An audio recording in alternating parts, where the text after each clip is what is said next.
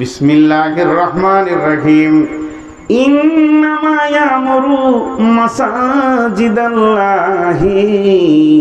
মান আমানা বিল্লাহি ওয়াল ইয়াউমিল আখিরি ওয়া আকামাস সালাতা ওয়া আতাস যাকাতা ওয়া লাম ইয়াখশা ইল্লাল্লাহ। এই পাঁচটা গুণ যদি তোর ভিতরে থাকে তবেই তুই দান কর।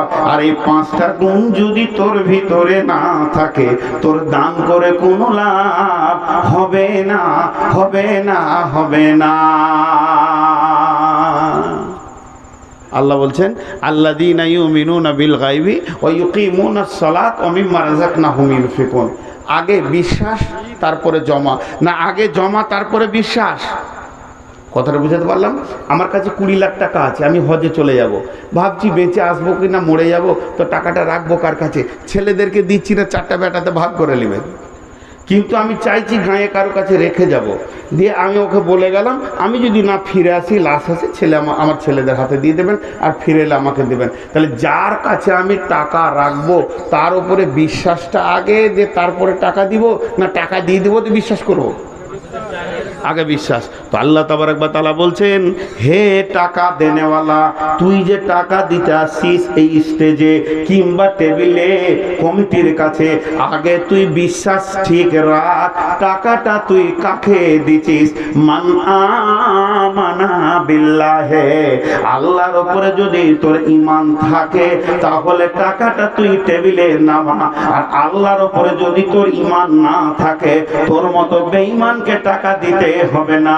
তোর মতো বেঈমান যদি টাকা দেয় তাহলে মসজিদে ঝগড়া লাগবে, আল্লাহকে অপমান করবে, আর সমাজের ভিতরে ফাটল ধরবি। তিনখানা খারাপি লুকিয়ে আছে তোর টাকাটার ভিতরে। অতএব তুই যদি টাকা দিতে চাস তাহলে আল্লাহর উপরে বিশ্বাস করে টাকাটা তুই ফেলে দে। কতদিন মুখ বন্ধ থাকবে তোর?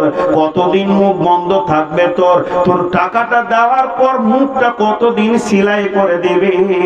অতদিন পর্যন্ত ওয়াল ইয়াউমিল আখিরি, কিয়ামত পর্যন্ত তুই মুখকে সিলাই করে দিবি।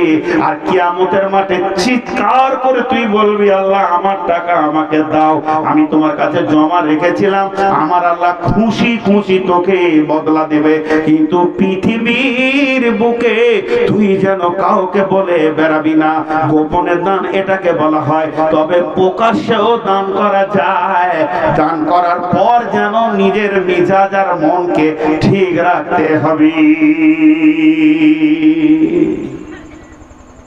একটা ঘটনা শোনাই, হাদিসটা আর পড়ছি না, বুখারীর হাদিস, খালি এমনি শুনিয়ে দিচ্ছি, না অনেক লম্বা হয়ে যাবে।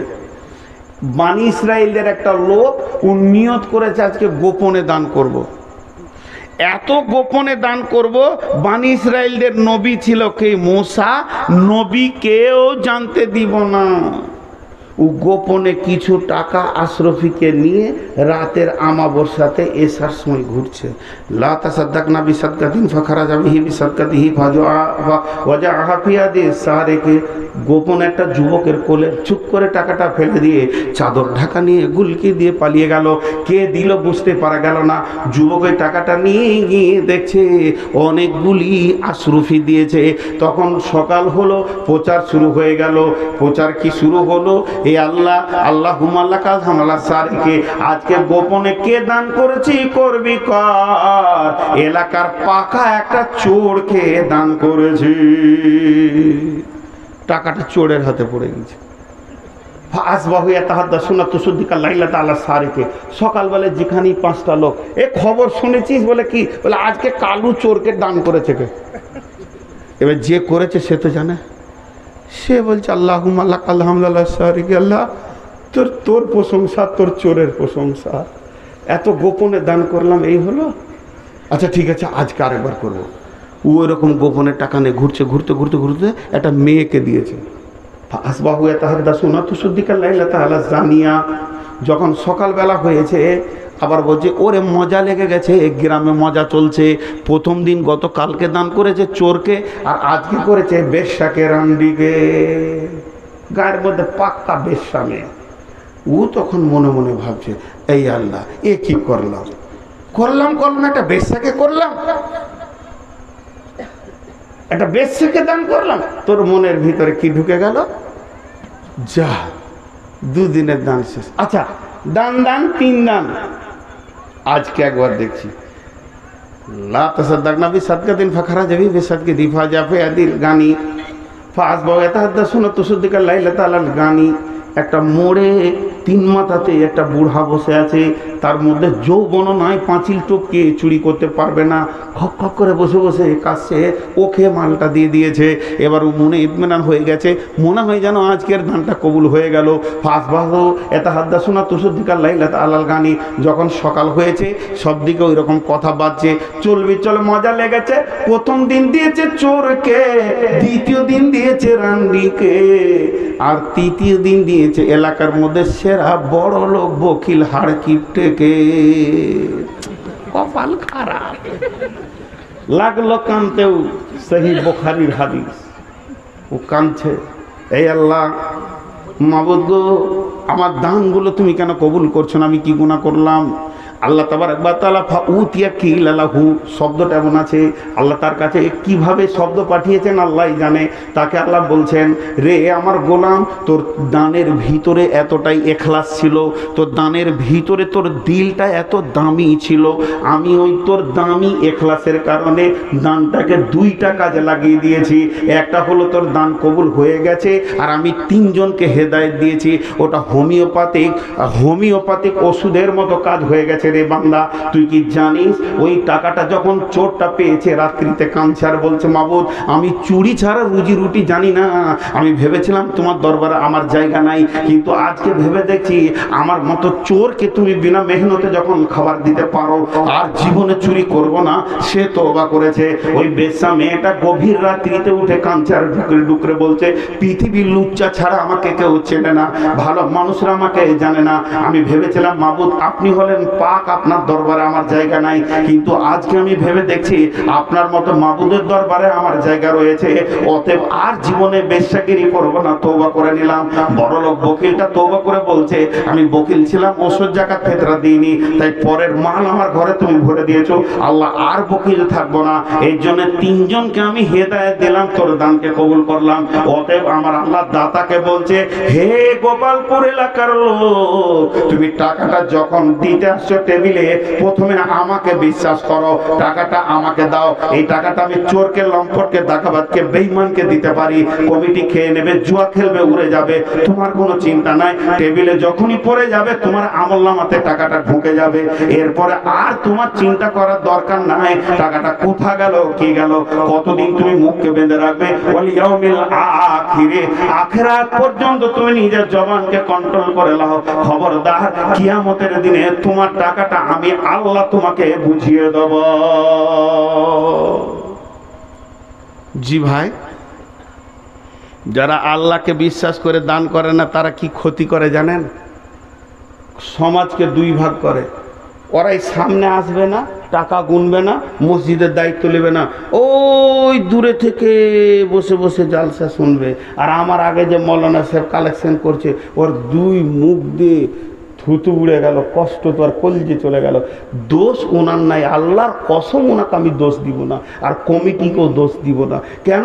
মানুষের নিচার হয়ে গেছে যে ওর নামটা বলতে হবে। কেন বলবে? কেন বলবে আপনার নাম? আপনি যাকে দিচ্ছেন সে আপনার নাম জানে কিনা বলেন? সে যদি জানে তাহলে ভেজাল মুক্ত হয়ে আছে। আজকে উনি বাধ্য হলেন তাড়াতাড়ি করে বলতে গিয়ে, কোনোটাই দোয়া হলো না, অমুক দিল, অমুক পাঠালো, এই করে বললেন।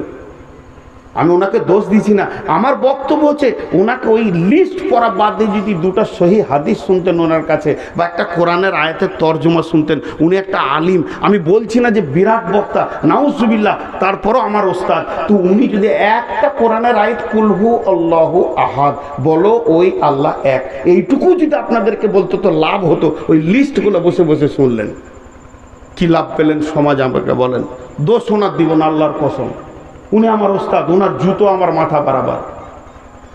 আপনারা কি লাভ পেলেন? 40 মিনিট ধরে আমি ঘড়ি দেখেছি ওই রুম থেকে যে চলছে, কি লাভ পেয়েছেন বলেন?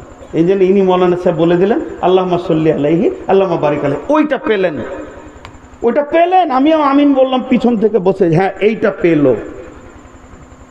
সমাজ অনেক খারাপ হয়ে গেছে। এর জন্য আল্লাহ বলছে তোর আখিরাত পর্যন্ত ইমান। এবার ওইখান থেকে বসে বসে শুনছে, আর এখানে টাকা এতগুলো জড়ো হয়ে গেছে, এমনি করে পিট পিট পিট করতে খেলিলে জলসা শেষ হওয়ার আগে বাড়ি চলে গেল।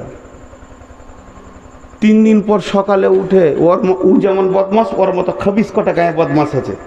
ওর বন্ধুকে ডেকে বলছে সেলিম রে আই চা খাবি? তা চায়ের দোকানে বলছে গত পরশু দিন কালেকশন কেমন হলো, তোর মন কি বলছে? 12 লাখ তো হবেই, টাকা উঁচু হয়েছিল। তোর বলছে আমিও ওই 12টারই মনে করছি, ও যেমন খাবিস বন্ধুটাও খাবিস। আর কমিটি, বক্তা, লাইট, মাইক, সাউন্ড, প্যান্ডেল মিটিয়ে মাত্র 36,375 টাকা পেয়েছে। আর ওদের মাথায় কত ঢুকেছে? 12 লাখ। আর 10 টাকা নোট খালি লাখে লাখে ঝাঁকে ঝাঁকে কাটে, হাজার হাজার, শেষকালে গুনে দেখে 3 20 4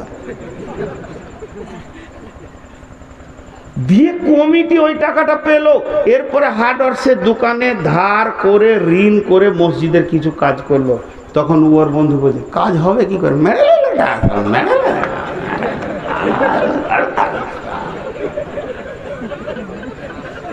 আমি কোরআন থেকে তাফসীর করছি, আপনাদেরকে হাসাইনি। তখন ওকে বলবে জুমার দিনে বলিস তো। তারপরে দেখছি শালাকে, এবার জুমার নামাজ পড়ছি, ইমাম সাহেব ও আর কি করে জানবে যে এত বড় খবিস ঢুকেছে মসজিদে? আসসালামু আলাইকুম রহমতুল্লাহ, আসসালামু আলাইকুম রহমতুল্লাহ। উজু জানে না, কোনো রকম মুখ ধুয়ে একবার পেছন কাতারে পূর্ব দিকের ডান দিকের কোণে বসে আছে। কি বুঝলেন? এরই মাঝে দুজন বলছে ঠিকই বলেছিস। আপনারা বুঝতে পারলেন, ওরা বুঝে নিল। তার মানে এবার ঝগড়া লাগিয়ে দিলে। সেই টাকা কি হলো? জলসার হিসাব দেরে সালা।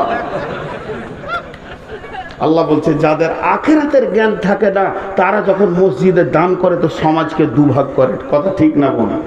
আরে বলেন ঠিক না বল? শুধু এইটা নয়, আল্লাহকে অপমান করে কিছু লোক আছে। হাজি ভাই আপনারা বলেন, আমাকে আগিয়ে আনতে গেছেন কোথায়? জঙ্গিপুর।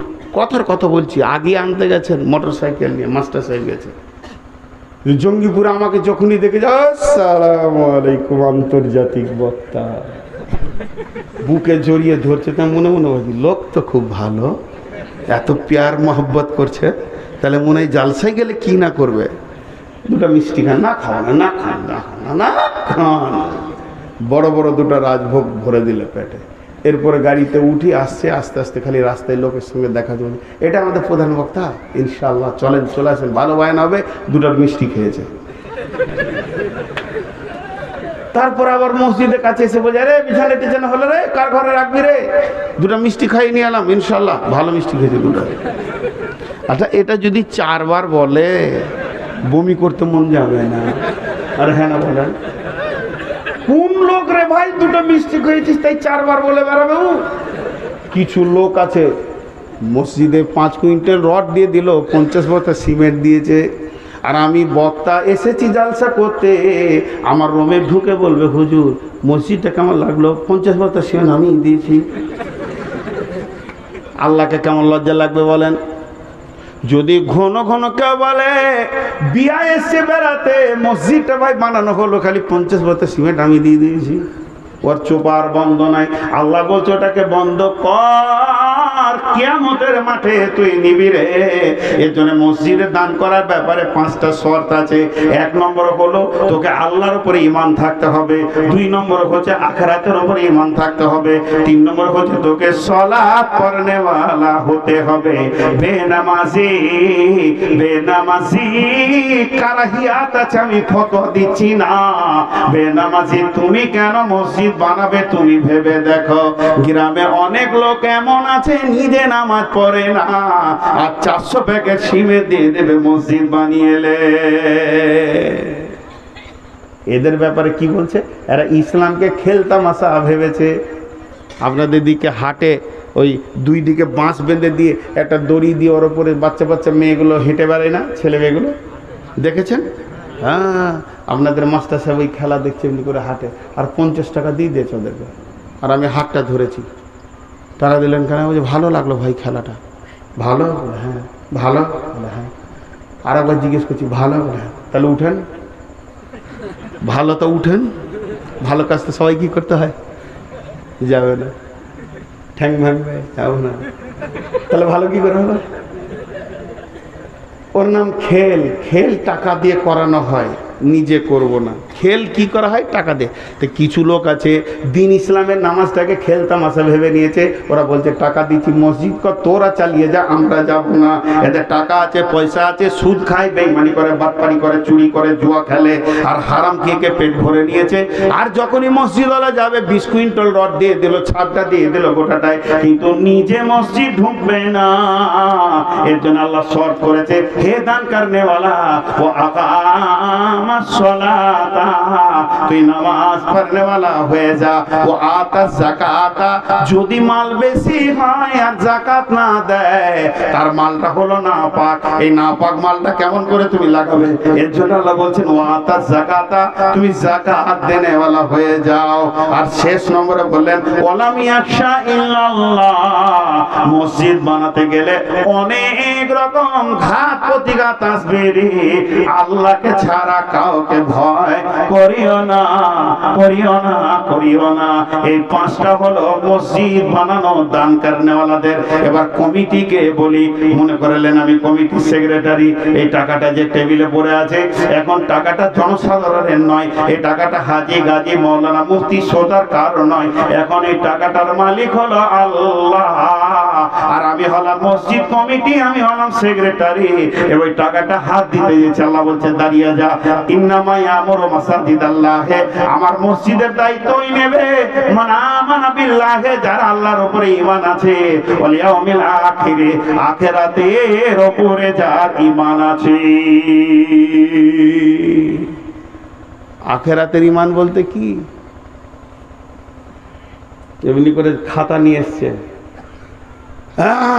আসসালামু আলাইকুম, জুমার লোক বসে যান, মানে ক্যাশিয়ার আর কি মসজিদের, আর সব বসে হিসাব করেছে। 2021 সাল থেকে 2022 সাল পর্যন্ত হিসাব, রডে গেছে এত, সিমেন্টে এত, কুলিতে এত, এই করতে করতে করতে করতে টোটাল আয় ছিল এত, ব্যয় এত, এখন উদ্বৃত্ত 325 টাকা 65 পয়সা আছে। আসসালামু আলাইকুম, গাঁকেও বুঝিয়ে দিলেন। আর গাঁ তখন বলছে, লোক কত ভালো রে, লোক কত ভালো। আল্লাহ বলছে, তুই মনে করলি যে বেঁচে গেছিস? টাকা আমার, হিসাবের দিন আমি তৈরি করেছি, সেদিন ভাউচার আমি দেখব। হে মসজিদ কমিটি, তুমি হুঁশিয়ার হয়ে যাও, কঠিন কিয়ামতের দিনে এই মসজিদের তিলে তিলে তিলে তিলে টাকা তোমরা কিভাবে ব্যয় করেছো আমি হিসাব করে নিব। মাদ্রাসার টাকা আমি হিসাব করে নিব। যারা দিতে এসেছিল তারা তোদেরকে দেয়নি, আমাকে দিয়েছে, আমি তোদের কাছে আমানতদারি রেখেছি। অন্তত আমার টাকার হিসাব ভাউচার তো সারা বিশ্বকে বোঝাগা। একদিন কিয়ামতের মাঠে আমাকে ভাউচার ঠিক করে বোঝাতে হবে। আমি নূর মোহাম্মদ হলাম আপনার মসজিদের সেক্রেটারি, ক্যাশিয়ার, এখন আমি ভাউচার বুঝিয়ে দিলাম। আল্লাহ কিয়ামতের মাঠে বলবে, নূর মোহাম্মদ রে, তোর বেটার ঘরটা, বিটির ঘরটা কি করে বানালি তুই বল? তুই যখন মাল আনতে গেছিলি তখন সিমেন্টে ভুটভুটিতে আনতে পারবে না 20 বস্তা, তো বলছিস চড়হা, আমি পেছনটা ঠেলে ঠেলে তোকে পার করে দিব, যাতে করে 2 পয়সা তোর বেঁচে যায়। আর তুই কুলি করিসনি, নিজে সিটগুলোকে টেনে টেনে বের করেছিলি। এটা তোর ঘর হচ্ছে, তোর বেটার ঘর হচ্ছে, তোর বেটির ঘর হচ্ছে। 2 পয়সা বাঁচানোর জন্য তুই বাড়ি থেকে রুটি খেয়ে গেছিলিস, মুড়ি বেঁধে নিয়ে গেছিলিস। আর যখনই আমার মসজিদ মাদ্রাসার কাজ হচ্ছে তখন তুই লেখছিস রিক্সাতে নিয়েছে 2 প্যাকেট সিমেন্টের দাম হলো 400 টাকা, আর রিক্সাতে নিয়েছে 200 টাকা, আর ভ্যান ভাড়াতে নিয়েছে শিখে 200 টাকা, আর এদিকে কুলি লাগিয়েছিলাম ওগুলো বহনের জন্য, তারা নিয়েছে 800 টাকা। আর আপনার আবার গিয়েছিলাম বারবার বাজারে, তার টিফিন খরচ হয়েছে 450 টাকা। আল্লাহ বলছে, আই তোর হলারের সাইজ মাপবো আর তোকে মাপবো। তুই দুনিয়ার নিজের কাজের সময় রসগোল্লা দেখলি না, আর আমার মসজিদের কাজ করতে গিয়ে ভাউচার মারলি 450 টাকা, খালি রসগোল্লা 2 জনাতে খেয়েছো। এসো তোমার 1 নম্বরে হলার মেপে কিয়ামতের দিনে আমি বের করে নিব। তিলে তিলে আমার টাকা আমাকে বুঝিয়ে তুমি লাভ পাবে। ও আকামাস সালাতা, মসজিদ কমিটিকে নামাজি হতেই হবে, হতে হবে, হতে হবে। বেনামাজি মসজিদ কমিটি হতে পারে না। যদি কেউ জোর করে মসজিদ কমিটি হয়ে যায় তাহলে তাহলে সূরা আলে ইমরানে একবার ঢুকে গিয়ে দেখে এসো, ওখানে আল্লাহ বলছে বাজারে দেখে আসিস খাসি কি করে খলায়, আমি জাহান্নামে তোর খাসি খালিয়ে নিব, আমার টাকা তুই হাত দিবি না। একজন গ্রামের সম্ভ্রান্ত লোক, তার 8 ইঞ্চি সেটে আলমারি আছে, সিকিউরিটি আছে, গ্রিল আছে, তার ঘরে মসজিদের 12 লাখ টাকা রাখা আছে, অথচ নামাজ পড়ে না, চলবে না। একটা গ্রামের রিস্কাওয়ালা, ভুটভুটিওয়ালা, গরিব মানুষ, তাল পাতার খাদারে বাস করে, 5 ওয়াক্তের নামাজি, সে মসজিদের ক্যাশিয়ার হবে, ঠিক আছে, চুরি হয়ে যাবে, আল্লাহ মাফ করে দেবে। কিন্তু হে বেঈমান, তোর মতো বেঈমান মাতালের ঘরে কেন আমার মতো আল্লাহর পবিত্র টাকা থাকবে? এটা হতে পারে না। অতএব বেনামাজি কোনোদিন কমিটি হতে পারে না। ও আতা যাকাতা, এবং তোরা যাকাত দে, যাকাত দেনেওয়ালা হয়ে যা। ওয়ালাম ইয়াখশা ইল্লাল্লাহ, আল্লাহ ছাড়া কাউকে ভয় করিও না। মসজিদ কমিটি হওয়া বড় কঠিন আছে ভাইরা আমার এক জায়গায়, সেটা হচ্ছে এরা কষ্ট করে করে তিলে তিলে ভিক্ষা করে করে মসজিদ বানাবে, আর গায়ের কিছু বেঈমান লোক আছে, ইঁদুরের মতো তারা কথা করে করে কুটকুট কুটকুট করে উই পোকার মতো কাটবে। আল্লাহ তাবারক ওয়া তাআলা বলছে, হে মসজিদ সেক্রেটারি, মসজিদ কমিটি, ওরে মসজিদের ক্যাশিয়ার, মসজিদের সম্পাদক, ওদের কথা শুনে তুই যেন আমার হিসাবগুলোকে ফেলে দিস না। ও বেঈমানরা বলবে ওয়ালাম ইয়াখশা ইল্লাল্লাহ, কাউকে ভয় করিস না, টাকা ওদের নয়, ওরা যদি বলে মেরে নিলে, কেটে নিলে, খেয়ে নিলে, ফেলে দিলে, তুই খবরদার সেক্রেটারি ছাড়বি না, ক্যাশিয়ার ছাড়বি না, তুই আমার সঙ্গে আতাহাত রাখবি। ওয়ালাম ইয়াখশা ইল্লাল্লাহ, আমাকে ছাড়া কাউকে ভয় করিস না। তোর যদি বিশ্বাস থাকে আমি আল্লাহর কাছে হিসাব দিতে পারবো, তাহলে তুই ঠিক থাকবি। আল্লাহ তাবারক ওয়া তাআলা এই 5 জনকে 5 গুণে গুণান্বিতকে বলেন, আসা উলাইকুনু মিনাল মুহতাদিন, আমি আশা করি এরাই হেদায়েত প্রাপ্তের রাস্তাতে রয়েছে। অতএব মসজিদ কমিটি রে, তোদের বিরুদ্ধে কে কি বললো এটা তুই দেখতে যাস না। আল্লাহর ঘরে খিদমত করার সুযোগ পেয়েছিস, এই সুযোগকে ছাড়বি না। আল্লাহকে ভয় করে আমানতদারি ঠিক রেখে মসজিদের খিদমত চালিয়ে যা। বুঝে এলো? বুঝে আসে নাই তো হ্যাঁ বলবে কি করে? জি ভাই, আল্লাহ বলছে মসজিদ কার জানিস? মসজিদ কার? আল্লাহর। মসজিদ কার? আল্লাহর। ওয়া আন্নাল মাসাজিদা লিল্লাহি, মসজিদ হলো কার? আল্লাহর। সমস্ত খরচা দিয়েছে ওর যেমন অধিকার, একজন রিস্কাওয়ালারও সেরকম। বাস, যখনই নামাজ চালু হয়ে গেল, মসজিদ আমার, এ কথা তোদের বলা যাবে না, মসজিদ হলো আল্লাহ।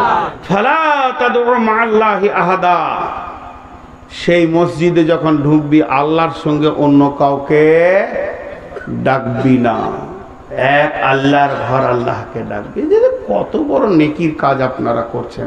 উঠছেন কেন ভাই? আমি আর অল্প সময় আছি, বেশি আপনাদের বিরক্ত করব না। জি ভাই, 3টে হাদিস পড়েছি আপনাদের সামনে, শর্টে শর্টে বলবো, ব্যাখ্যা অন্য করব। আল্লাহ রসুল একটা হাদিসে আফসোস করেছেন, কিয়ামতের আলামত বলতে গিয়ে বলছেন, জাহারাতিল আসওয়াত ফিল মাসাজিদে, মসজিদে মানুষ জোরে জোরে কথা বলবে। এসপির চেম্বারে গেলে ফিস ফিস করে কথা বলবে, ডাক্তারের চেম্বারে গেলে ফিস ফিস করে কথা বলবে, থানার বড়বাবুর কাছে গেলে ফিস ফিস ফিস ফিস করে কথা বলবে।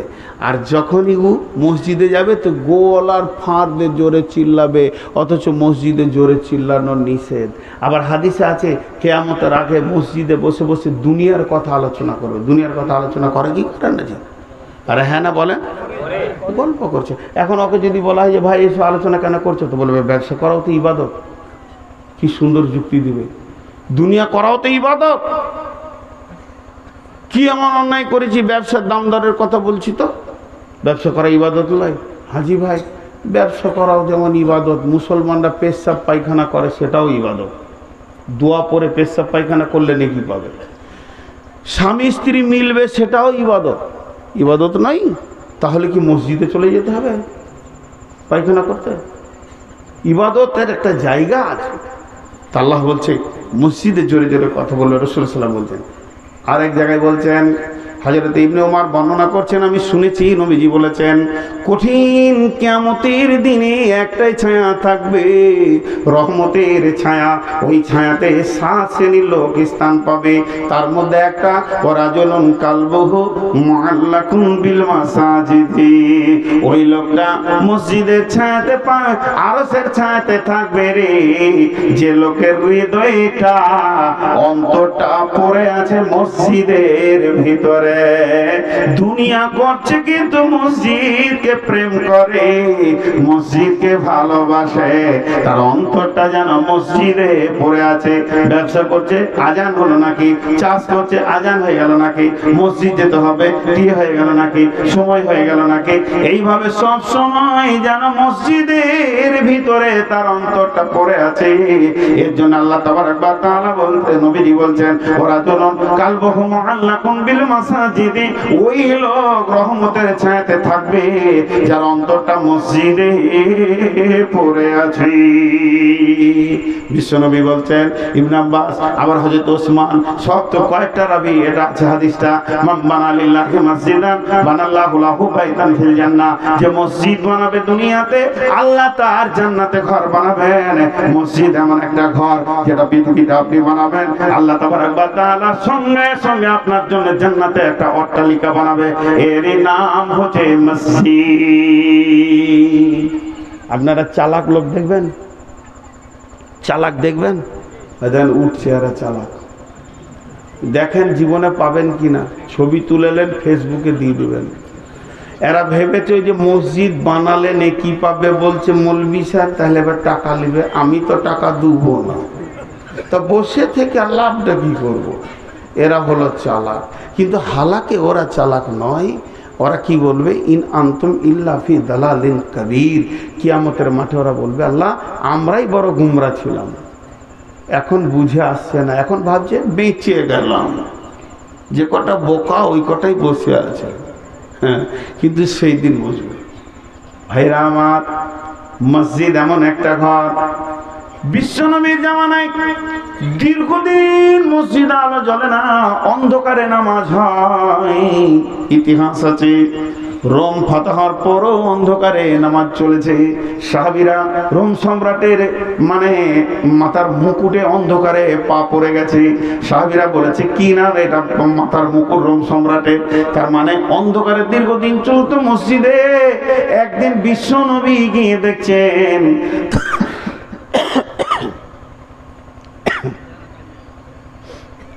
মসজিদে নববীর ভিতরে একটা মাটির পাত্রে কে যেন চর্বি রেখে পুরাতন কাপড়ের পলতে বানিয়ে দিয়ে আগুন ধরিয়ে দিয়েছে। দীপ দীপ দীপ দীপ করে আলোটা জ্বলছে। আল্লাহ নবী বললেন, কে আলো জ্বালালে গো, কে জ্বালালে মসজিদে আলো, কে জ্বালালে তোমরা মসজিদে আলো বলো। যে যুবকরা মসজিদে আলো জ্বালিয়েছে সে মাথা নামা করে নিচ্ছে, না জানে আমি ভুল করেছি, নবীকে জিজ্ঞেস করেনি। আল্লাহ নবী বললেন, আল্লাহর গোলাম তুমি উঠে দাঁড়াও। সেই সাহাবীরা উঠে দাঁড়ালেন, তার নাম হচ্ছে হযরতে বুরাইদা রাদিয়াল্লাহু তাআলা আনহু। তিনি মসজিদে আলো জ্বালিয়েছিলেন। বিশ্বনবী বললেন, বুরাইদা রে, এ বুরাইদা, তুমি মসজিদে আলো জ্বালিয়েছো, আর আলো জ্বালিয়ে আমার মনটাকে কতটা কেড়ে নিয়েছো, আমাকে কতটা আপন বানিয়েছো। আমার 4টা মেয়ের বিয়ে হয়ে গেছে, কোনটা যদি বিয়ে হতে বাকি থাকতো, আর আমার যদি 5 নম্বরে কোনো মেয়ে থাকতো, আজকে তোমার সঙ্গে বিয়ে দিয়ে আমি জামাই বানিয়ে নিতাম। ভাইরা আমার, বিশ্বনবীর চয়েস পৃথিবীর সেরা চয়েস। তিনি মসজিদে যিনি ঝাড় বার দেয়, তার আলো জ্বালে তাকে বিয়ে দিতে চাইছে। আজকে আমাদের মসজিদে ঝাড়ু দেওয়া বড় কঠিন হয়ে গেছে। ইমামকে আমরা বলি, কেন ঝাড়ু দিলেন না? ভাইরা আমার, মসজিদে ময়লা সাফ করবে কে? পরে যে দেখবে, যে যার চোখে ময়লা পড়বে তাকেই সাফ করতে হবে। আমরা ইমামকে হুকুম করি, মসজিদকে হুকুম করি, মসজিদে মাল বের করে দেন, মসজিদে নোংরাকে বের করে দিলে নেকি আছে বুঝি না। বিশ্বনবীর জামানায় একটা মেয়েরই কাজ ছিল মসজিদকে ঝাড়ু দিয়ে দেওয়া। মেয়েটি মারা গেল, রাসূলকে খবর করা হয়নি, তাকে দাফন করে দেওয়া হয়েছে। আল্লাহ নবী হঠাৎ একদিন বলছে, কি গো এক মেয়েটাকে দেখতে পাই না কেন, সে আর আসে না কেন? ইয়া রাসূলুল্লাহ, সে মারা গেছে। আল্লাহ নবী বললেন, চলো আমাকে তার কবরের কাছে নিয়ে চলো। তার কবরের কাছে গিয়ে আমি আল্লাহর কাছে মাগফিরাতের দোয়া করব। কত বড় মর্যাদা মসজিদকে ঝাড়ু দেওয়া। ভাইরা আমার, আল্লাহ তাবারক ওয়া তাআলা পৃথিবীর বুকে মসজিদকে আমাদের জন্য রহমতের জন্য পাঠিয়েছে। ভাই আমার, মসজিদের কত গুরুত্ব। রব্বুল আলামিন বলছেন, ফালিয়াবুদু রাব্ব হাদাল বাইত আল্লাযী আতামাহুম মিন জু'in ওয়া আমানাহুম মিন খাউফ। হে মুসলমান, তোরা আজকে রয়েছিস পেরেশান, তোদেরকে কেটে কেটে জ্বালিয়ে জ্বালিয়ে শেষ করে দিচ্ছে। তোরা কোথায় যেখানে যাবি জানা কেন, তোরা পৃথিবীর কোন জায়গায় শান্তি পাবি না। তোদের জন্য আমি শান্তির ভান্ডার রেখেছি মসজিদের ভিতরে। এর জন্য আল্লাহ মুয়াজ্জিনকে দিয়ে প্রতিদিন 10 বার বলে, হাইয়া আলাল ফালাহ, হাইয়া আলাল ফালাহ। এই বাংলা বলি, আয় আয় আয়, তোরা কামিয়াবের দিকে আয়, শান্তির দিকে আয়, কামিয়াবির দিকে ফিরে আয়। আর কামিয়াবের ডাক দেওয়া হয়। আল্লাহ তাবারক ওয়া তাআলা বলেন, ফালিয়াবুদু রাব্ব হাযাল বাইত। আয়াতটা নাযিল হয়েছে কাবাকে কেন্দ্র করে। কাবার দিকে আঙুল তুলে ঘরের মালিকের করে ইবাদত কর। এবার ওই কাবাটা বাদ দেন।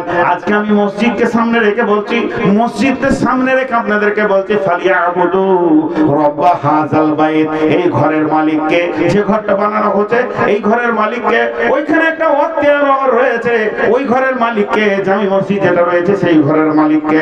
এই ঘরের মালিকের নাম কি? খালিক, মালিক, সত্তার, গফফার। এই ঘরের মালিকের নাম হচ্ছে আল্লাহ। আল্লাহ বলছে, কাজ আর এই ঘরের মালিককে তোরা ইবাদত কর, ওর পায়ের কাছে তোরা মাথা ঝুঁকে পড়ে যা, ওকে তোরা রাজি করে নে। লাভ কি হবে? আল্লাযী আতামাহুম মিন জু'in, অভাবের সময় তোদেরকে সচ্ছলতার ডালি দিয়ে ভরে দেবে। ওয়া আমানাহুম মিন খাউফ, এবং ভয়ের সময় তোরা যখন ভীত সন্ত্রস্ত হবি তখন ওই ঘরের মালিক তোদেরকে আমান দেবে, নিরাপত্তা দেবে। এটা গল্প শোনাই, দুইটা জিনের বাচ্চা। এটা গল্প, বুখারী মুসলিম হাদিস টাদিস কিছুই নেই, এমনি গল্প, জ্ঞান আছে। আর সত্য ঘটনা ওলাই। দুইটা জিনের বাচ্চা খেলা করছে, আর একজন সাপুরে চলে আসছে সাপ ধরার লেগে। তা একটা জিনের বাচ্চা আরেকজনকে বলছে, দেখবি ওকে কেমন বেতাল লাগাবো। বলে, কি করে লাগাবি? বলে, এই যে 1 গ্লাস পানি পরে দিছি, তুই এটা ধরে থাকবি, তুই ধরে থাকবি, হ্যাঁ, আর আমি সাপ হয়ে যাব। যখন তুই দেখবি যে আমি খুব বিপদে পড়েছি, তো পানিটা ছিটিয়ে দিবি, তো আবার আমি জিন হয়ে যাব। ঠিক আছে। এবার ও সাপ হয়ে গেছে। আর সাপুরে যখনই সাপ দেখে নিয়েছে, তখন ও আমরা বাঁশি বের করে বিন বিন করে বাজাইছে, সাপটাকে ধরবে। তো এবার ও যখন পালাচ্ছে চারিদিকে, এইদিকে যেছে আবার এদিকে ঘুরছে, গাছে উঠছে তো পড়ে গেল, দেয়ালে চাপতে গেল তো পড়ে গেল, একটা ঘরে ফাটে ঢুকতে গেল তো ফাঁস করে বেরিয়ে গেল। শেষকালে সাপুরে ওর যে খাঁপটা আছে, ওই খুঁপড়িটা দিয়ে একটা ফুটো করে দিলে সুসুর সুসুর করে ঢুকে গেল, কাপ করে ধরে নিয়ে এবার ব্যাগে ভরে নিয়ে চলে যায়। তখন এই ছেলেটা বলছে, এটা আমার বন্ধুজি। বলে, কিসের বন্ধুরে? ছাড়ো না জি, আমার বন্ধুজি, মানুষ হয়ে গেছি জিনের বাচ্চারা। কিসের বন্ধু? বন্ধু আমার। ছাড়বে না কেন? দাও। বলছি, কিসের বন্ধু? বলে, তুমি একবার খাপটা খুলো। যেই খুলেছে, পানিটা মেরে দিয়েছে, তো ওর মতো একটা ছেলে হয়ে গেছে। বলছে, ও তুই জিন ছিলি? বলে, হ্যাঁ। বলে, আমরা দুজনেই জিন। পালিয়ে গেল। এবার এই বন্ধুটা ওকে বলছে, তুই খাপে ঢুকলি কেন? গাছ দিয়ে পালালি না? ফাটে ঢুকলি না? আমি দেখছিলাম। তখন যে জিনটা সাপ হয়েছে, ওই বন্ধুটাকে বলছে, বন্ধুরে, আমি যখন সাপ হয়ে গেলাম তখন নাগিন বাঁশিতে মন্ত্র পড়ছিল, আর মন্ত্র পড়ে পড়ে আমার দিকে বান মারছিল। আমি যেদিকে গেছি মনে হচ্ছে জ্বলে গেছে, জ্বলে গেছে, গাছ জ্বলে গেছে। গাছে উঠতে গেলাম ঠান্ডা লাগবে বলে, তো গোটা গাছটা মনে হচ্ছে আগুনের মতো আমার জন্য জ্বলে গেল।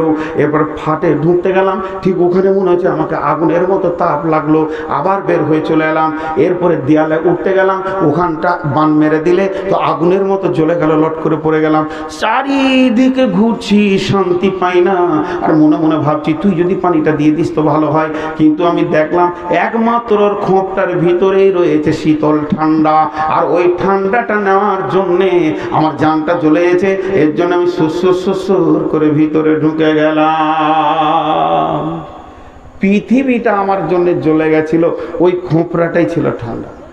হে মুসলমান, এটা আমি উদাহরণ দিলাম, এটা কোনো ঘটনাও নয়, এটা একটা গল্প। হে মুসলমান, পৃথিবীটা তোমাদের জন্য জ্বলে গেছে, কাশ্মীর জ্বলে গেছে, মায়ানমার জ্বলে গেছে, আর ভারত জ্বলছে, এদিকে আপনার কিনা ইউপি জ্বলে গেছে, ওদিকে তামিলনাড়ু গুজরাট জ্বলতে শুরু করেছে, এবার বাংলা জ্বলবে, জ্বলছে জ্বলবে জ্বলছে জ্বলবে। মুসলমান, তোমাদের শান্তির জায়গা একটা মসজিদ, চট করে ঢুকে যাও, শান্তি পেয়ে যাবে। এছাড়া মুসলমান, তোমাদের শান্তির জায়গা বলে কিছুই নাই। তো আমার আল্লাহ বলছেন ফালিয়াবুদু রাব্ব হাযাল বাইত আল্লাযী আত'আমাহুম মিন জু'ইন ওয়া আমানাহুম মিন খাউফ। এই ঘরের মালিক তোমাদেরকে পরিপূর্ণ খাবার দেবে আর ভীত সন্ত্রস্ত থেকে তোমাদেরকে বাঁচাবে। জি ভাই, বুঝি না। একটা রুহুল মাআনি, এই কিতাবের একটা তফসির শোনাবো আপনাদেরকে। তফসিরটা শোনানোর আগে ছোট্ট একটা উদাহরণ দিব। এরা উঠছে কেন? চালাকের দলে নাম লিখেছে নাকি?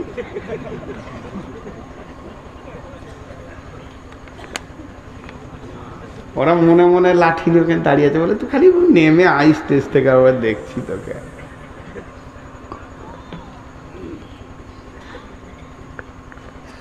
উদাহরণটা ভালো করে শুনেন। আপনার 5টা বোন, 5টারই বিয়ে দিয়ে দিয়েছে, 5 গ্রামে কুটুম। এখন ছোট ভাইয়ের বিয়ে বড় ধুমধাম করে হচ্ছে, কাউকে বাদ দেয়নি, কোনো বিহাই আর বিয়ের জামাইদেরকে দাওয়াত করেছে, বিশাল ভোজ। তো আপনার 5টা বোন বিয়েতে 1 সপ্তাহ আগে চলে এসছে, ঘরে খালি চলছে হোটেল। বলেন, বড় বোনের শ্বশুর আসছে, তা আপনি ছোট বোনটাকে ডেকে দেবেন না ওকে ডাকবেন? এই তোর কুটুম আসছে, তুই সামাল। বড় বোনের শ্বশুর আসছে, তোকে বললেন এই খাদিজা আয়দা তোর কুটুম এলো, তুই সামাল। খানিক পরে ছোটটার মানে শ্বশুর আসছে, শাশুড়ি বলে এই দেখ তোর কুটুম তুই সামাল, নিজের কুটুম সামালবে। কথাটা বোঝাতে পারলাম? আরে হ্যাঁ না বলেন? চলেন, একটা ঘরে প্রতিদিন ঢুকেন বের হন মসজিদে 5 বার, তো ওই দরজাটা আপনার জানা আছে না নাই? প্রতিদিন যে মসজিদে 5 বার ঢোকেন বের হন, ওই দরজাটা জানা আছে না নাই? আমার গ্রামের মসজিদের দরজাটা কেমন আপনার জানতে কষ্ট হবে, একবার জেনে এলেও ভুল হয়ে যাবে। কিন্তু আপনার গ্রামে যদি আপনি 5 বার ঢোকা বের হন, ওই দরজাটা জানা আছে না নাই? আচ্ছা চলেন, এবার রুহুল মানিতে তফসিরটা কি লিখছে, এটা সরাসরি কোনো হাদিস বা দলিল নয়, তফসির মানে আকলি দলিল। কি বলছে? যখন কিয়ামতের জালজালা হবে, ইদাদুল জিলাতিল আরদু জিলজালাহা, কিয়ামতে যখন ধ্বংস শুরু হবে, পৃথিবীর ঘর বাড়ি জমি জায়গা অট্টালিকা পুকুর বাগান রোড এয়ারপোর্ট রেল লাইন সব যখন ধ্বংস হতে শুরু করবে, আল্লাহর ঘর ধ্বংস হবে না।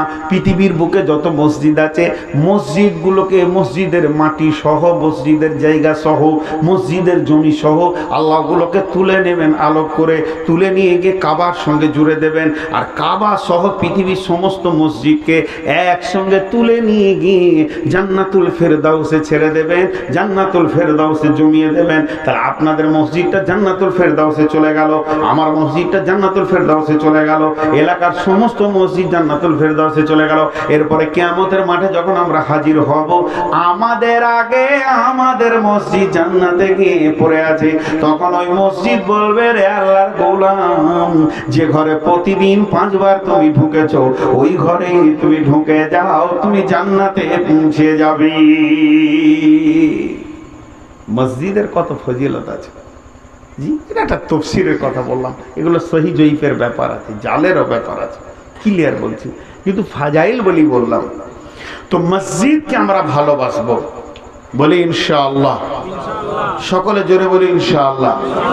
সামনে রমজান আসছে, কে কে রোজা রাখবো ইনশাআল্লাহ। আল্লাহ আমাদেরকে রোজা রাখার তৌফিক দান করুন, আল্লাহুম্মা আমিন। আর মসজিদকে ভালোবাসবো ইনশাআল্লাহ। আপনাদের কাছে আমি টাইম নিচ্ছি 5 মিনিট থেকে 7 মিনিট, 8 মিনিট করব না।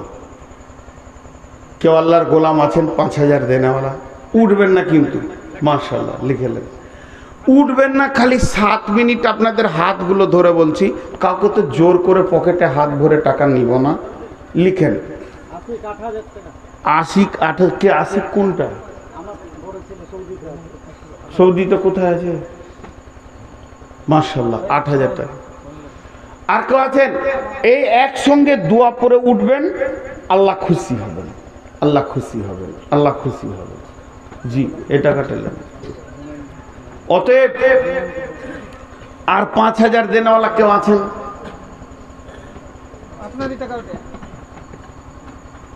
ইউটিউবওয়ালারা গুটাও।